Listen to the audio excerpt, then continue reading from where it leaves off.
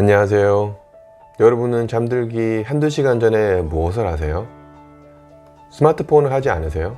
잠들기 전 스마트폰을 하면서 힘들었던 하루를 잠시 잊기도 하고, 재미난 영상으로 나에게 보상을 주기도 하고, 인스타나 페북으로 지인들의 하루를 어떻게 보내는지 확인하며 하루를 마무리하지 않으세요? 그리고 잠시 1-20분 하려고 스마트폰 잡았다가 어느새 정신을 차리고 보면 1-20분이 아니라 한두 시간이 후딱 가본 경험 다들 많으시죠? 그리고 잠자리에 들면 잠도 잘 오지 않고, 잠을 자도 일어났을 때 힘들고, 그리고 다음날 하루가 피곤하지 않으셨나요?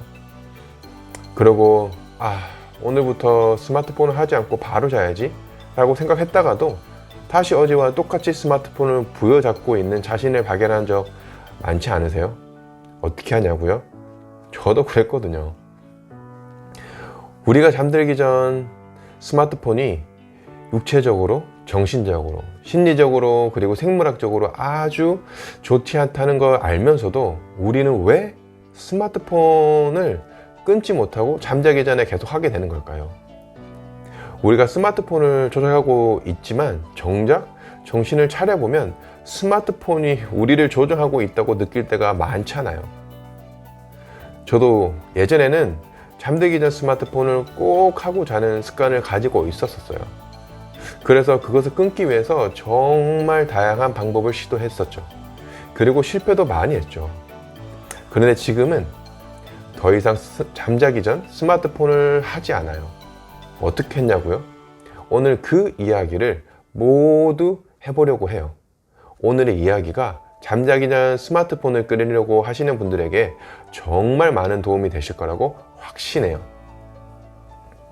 그러면 먼저 우리가 잠들기 전 스마트폰을 보는 게 왜 이렇게 끊기 어려운지 이야기해 볼게요. 그건 이미 잠들기 전 스마트폰 하는 것이 하나의 습관이 되어버렸기 때문이에요. 우리의 행동에서 한번 습관이 되어버린 행동은 쉽게 바꾸기가 너무 어려워요. 담배를 피는 분들이 그렇게 많은 금연을 시도하지만 실제 성공하는 분들은 정말 소수에 불과해요.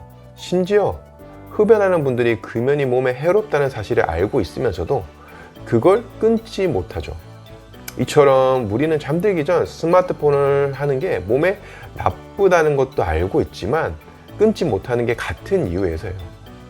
그리고 우리는 하루를 힘들게 보내고 오면 쉬고 싶어지잖아요. 예전에는 이런 쉼을 TV를 보는 걸로 해소했는데 지금은 스마트폰이 되어버렸죠. 이건 TV보다 더 강력하죠. 왜냐고요? TV는 내가 좋아하는 것을 자동으로 찾아서 계속 보여주지 않잖아요. 그런데 스마트폰은 알고리즘에서 내가 좋아하는 것을 정말 잘 찾아서 보여줘요. 왜냐고요? 우리를 계속 보게 하기 위해서죠. 그리고 하루를 마치고 돌아와 쉬고 싶은 욕망에 너무 쉽게 우리를 만족시켜줘요. 이건 너무나 강력해서 우리의 행동 습관에 너무나 찰싹 달라붙어 버렸죠. 이건 마치 마약, 도박, 담배와 같이 거의 중독되었다고 이야기할 수도 있어요. 이렇게 이야기하면 아니 스마트폰 좀 본다고 그게 마약, 도박과 같은 중독이라고 하는 건 너무한 거 아닌가요? 라고 말할 수도 있지만 사실 저는 스마트폰 보는 게 더 중독이 강하다고 생각해요. 우선 우리의 인식이 마약, 도박, 담배와 같은 것은 매우 좋지 않다고 생각하지만 스마트폰 사용은 그렇게까지 생각하지 않잖아요. 그냥 좀 할 수 있지 뭐 라고 가볍게 생각하잖아요. 그리고 도박은 그것을 하러 가기가 쉽지도 않고 찾기도 어려워요. 그걸 하려면 어디론가 가야 해요. 그런데 스마트폰은 어떤가요? 그냥 내 옆에 바로 있잖아요. 그리고 마약, 도박이 주는 쾌락은 거의 일정적이고 반복적이지만 스마트폰은 내가 좋아하는 컨텐츠를 계속, 그리고 새로운 주제를 계속 찾아서 보여줘요. 내가 그것을 찾으러 다닐 노력도 필요 없죠. 손가락만 움직이면 전 세계 엄청난 컨텐츠 중에서 바로 찾아줘요. 어떤가요? 우리가 생각하는 중독의 대명사, 마약, 도박, 담배보다 이래도 더 심각하다고 생각이 들지 않으신가요? 그리고 페이스북 초기 중요 임원이었던 차마스 할리아피아는 언론에서 이런 인터뷰를 진행했어요. 페이스북은 사람의 본능과 관심을 사로잡기 위해서 엄청난 고급 인력을 투입해서 연구 개발하고 있다고 말했어요. 그리고 그것을 지금은 후회한다고까지 말했죠. 그만큼 우리가 소비하는 스마트폰으로 우리를 중독시키게 만들려고 엄청난 투자와 연구 개발을 하고 있어요. 그리고 우리는 잠들기 전 잠깐 스마트폰 보고 그만해야지 라고 하며 본인의 의지력으로 통제할 수 있다고 생각해요. 하지만 우리의 의지력은 소모성 에너지예요.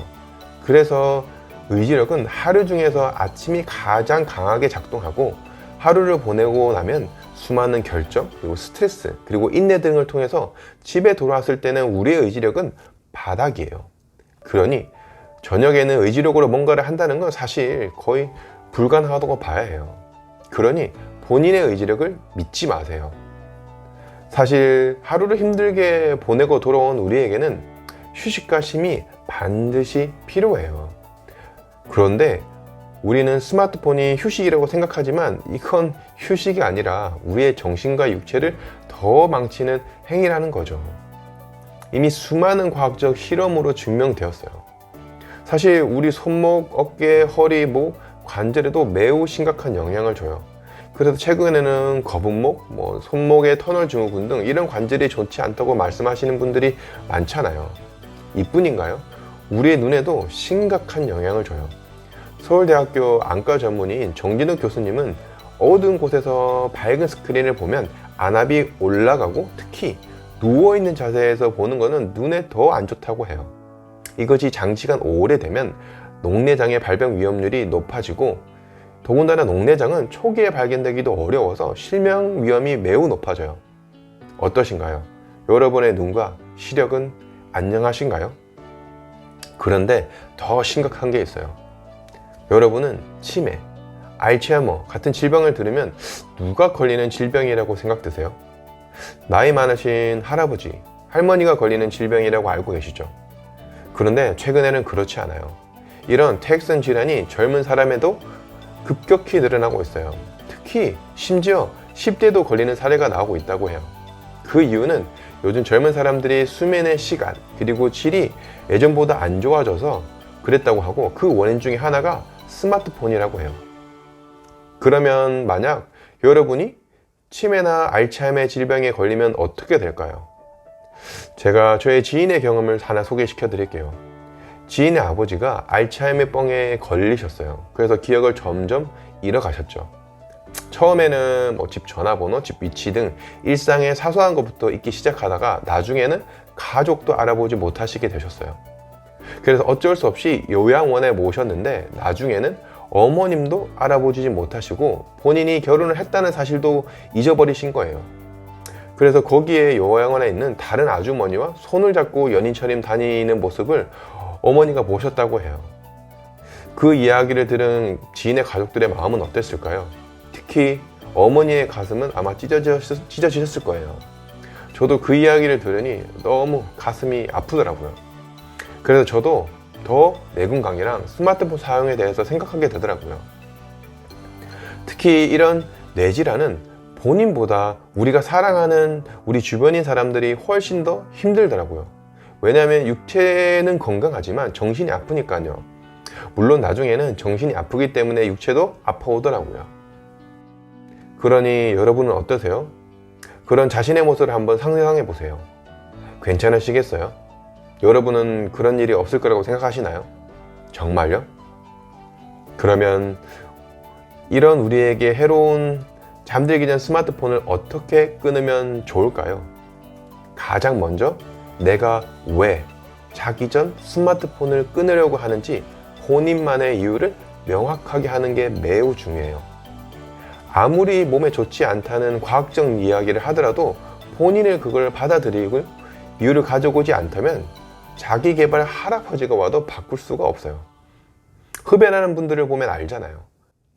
그래서 스스로가 하루가 너무 피곤해서 수면의 질을 높이고 싶은 건지 아니면 지금보다 아침 일찍 일어나서 생산적인 일 또는 본인이 하고 싶은 일이 있는 건지 아니면 건강이 좋지 않아서 더 건강한 삶을 찾고 싶어서 등 명확한 이유가 있어야 해요.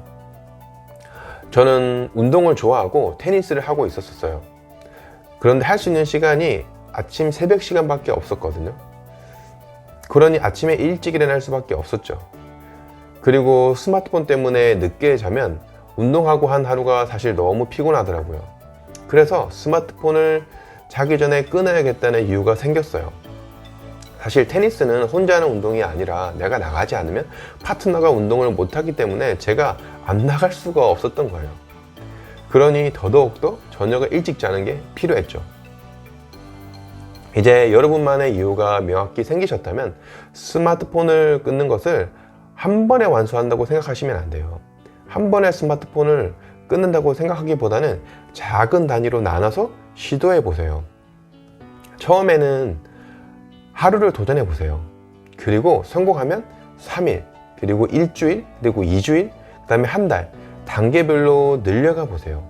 그리고 며칠만 해보면 하루의 컨디션이 좋아진다는 것을 정말 느끼게 되실 거예요. 그런 성공의 경험이 쌓이면 더 길게 할 수 있게 되거든요.